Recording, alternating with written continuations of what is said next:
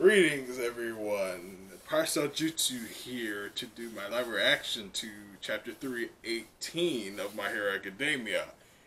And in the last chapter, we had some real ominous vibes going on with the return of Stain and Deku becoming a dark figure, like this a monstrous hero that I am hereby dubbing Deku.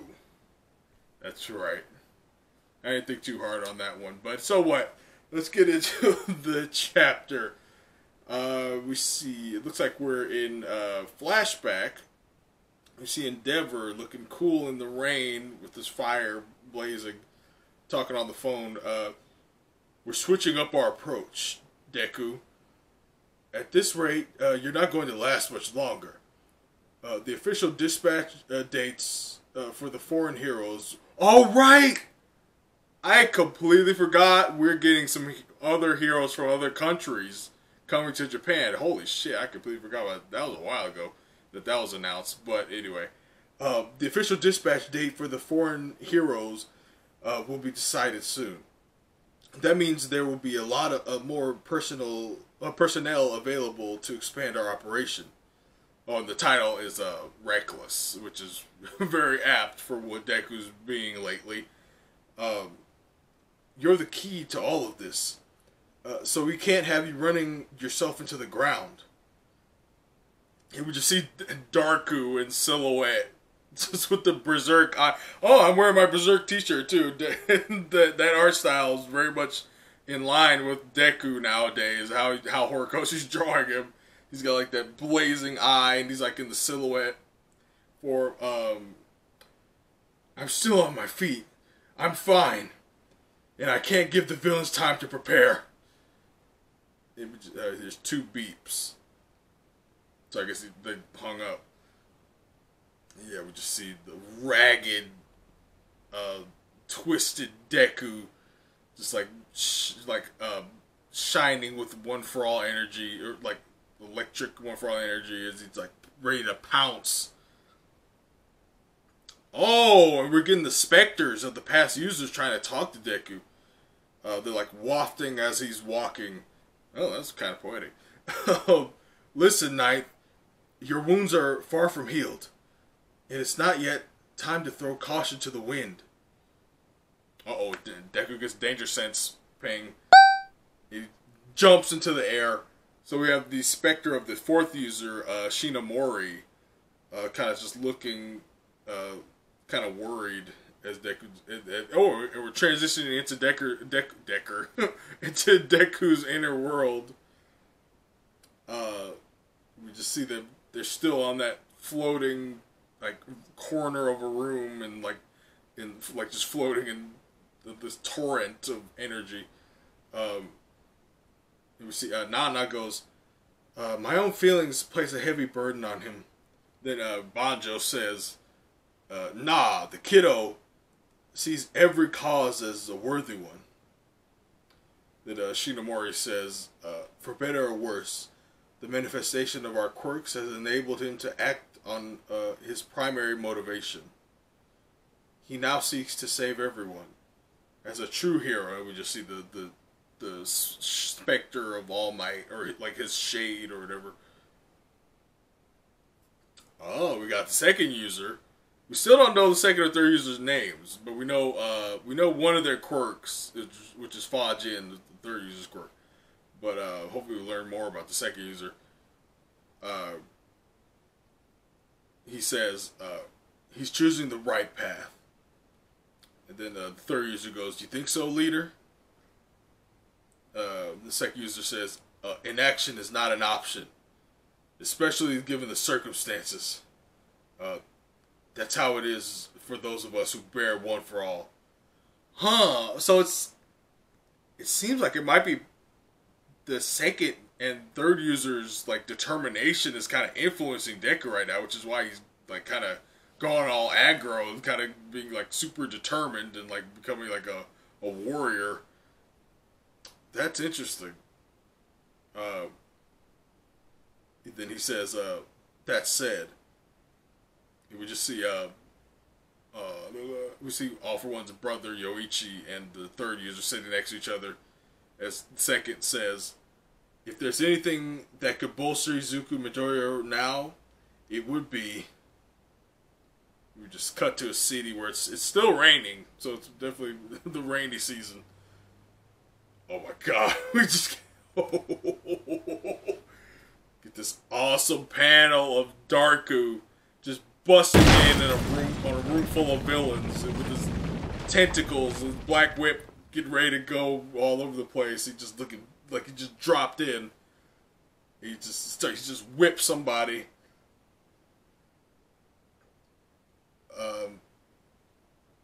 Are you hurt? Eek! So we have some civilians too that he's protecting. I think he's letting off some smoke too. It looks like a kid. He looks pretty nervous. He's sweating. Multiple quirks? Are you working for All For One? And Deku goes, what? No. I mean, sorry. Deku goes, what? No.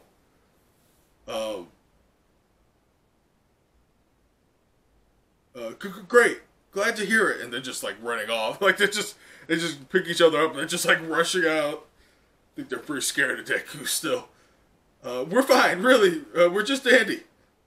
And Deku's like, huh? But he immediately gets another danger sense ping. Suddenly he's in the air. Like he just flew up. Everyone's got it rough. What does All For One want? Where is he? I have to put a stop to Shigaraki and the League. I can't let them hurt anyone else. He's just still fixating on All For One, saying now it's your turn. No, I was thinking of All Might when he said it's your turn. I have to complete One For All, so that everyone can live their lives in peace and safety. And we see like a sea monster. What it looks like. Deku's about to fight like this big monster. It looks like this kaiju's coming out of the water. But then we cut to Deku like in the forest, like just walking around, looking really tattered and beat up. We see he's thinking of his mom. He's thinking of Gran Torino. Like they're all happy. Deku just looks ragged. He's thinking of All Might, like giving him the thumbs up and smiling. He's thinking of Mr. Aizawa. He's thinking of cute little Eri smiling. But it looks like Deku's protecting a bunch of kids from a bunch of silhouetted villains. He's got the smoke screen up. He continues in their monologue. So we can all smile together again. You would just see this awesome image of Deku, the spirit of vengeance Deku, with surrounded by the pictures of all the people he cares about, all the people he's fighting for, like all his classmates. These are just his classmates. I think. Oh no, sorry, I thought that was Endeavor, but that's Sato. Yeah, just Deku, he's just looking like guts. Like he's a dark hero shrouded in black. And it's, I don't know. Yeah, he's like hopping around. I think he's dodging something. And then some villain says, "A reckless rampage, born of anxiety and impatience. You take on the world alone, to the point of exhaustion and ruin. Yes, indeed, you're just as he described you." You see a big group of people, and like this creepy ass, like hunchback looking dude. His face looks like a mask, or like he's wearing a mask, or he's just really creepy looking. And like he's wearing like this this big coat, like this trench coat, and he's got like these cords coming out of his hunchback. He's like connecting to all these people, these civilians. Power numbers, I say. taking you in will bring me security. And Deku goes, "You're Dictator." And escaping from Tartarus, another hired gun. Dictator, that's a cool name right there. I like that. So a new challenger has approached. Deku goes, "Let's hope you're the one who tells me where All for One is." And Deku's just charging up with One for All, getting ready to just go straight to it. But then Dictator goes, "Ho ho! Spoiling for a fight, are you?" And just all the people just like shuffle in front of him like human shields. "Very well, a fight you shall have. Against the ignorant masses themselves." You just see these poor people are just being controlled. This is giving me some Chainsaw Man vibes. If you've read Chainsaw Man, you know, with Santa Claus, is definitely giving me some war flashbacks right now. But anyway, it's not that bad. It's just these people. I'm sure these people can be saved. But yeah, they're being controlled right now. They don't want to attack Deku. Obviously, some of them are brandishing like weapons, like clubs or whatever. They're like crying. Oh yeah, some of them got like really technological looking weapons, like probably from like Detonarad or something like that. So yeah, these people are just being pushed into battle. And Deku's thinking to himself, "Dictator, the one who caught him 5 years ago was Crust. Oh man, R.I.P. Crust. Never forget." It was during the bloodless surrender case. His quirk is despot. His control over others can be broken with a strong blow to his victims or by knocking him out. That reminds me of you-know-who, Shinzo. So I can see why a lot of people associate Shinzo's quirk with like villainy, since it sounds a lot like this dude's quirk. Of course, he's taking precautions by having civilians shield him. "I can't resort to big powerhouse moves. What about Air Force? No, I don't have my gloves. Maybe Black Whip?" And he's just getting mobbed by these people. "This isn't our fault. Our bodies aren't listening to us. We're not trying to hurt you." Deku goes, "I know that. It's okay. Look at his mask is coming off. We can finally see his face again. I'll free you of this, and you'll be fine. I just need a strategy." And he just, look at his eyes. He looks exhausted. Like it's all finally catching up to him. Like, yeah, he's not in any state right now to deal with something like this. He is just exhausted from running himself ragged.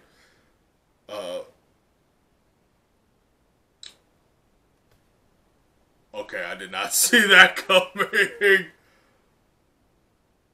Who else to the rescue but Katsuki freaking Bakugo? Deku's greatest frenemy. That punk! Armor-piercing shot! Bakugo just appears above these people and he just blasts straight down with an AP shot. And he just immediately hits the Dictator, right? Just shoots right through the center, hits the target. Dictator's done. We cut back to the second user, One for All. If there's anything that could bolster Izuku Midoriya now, it would be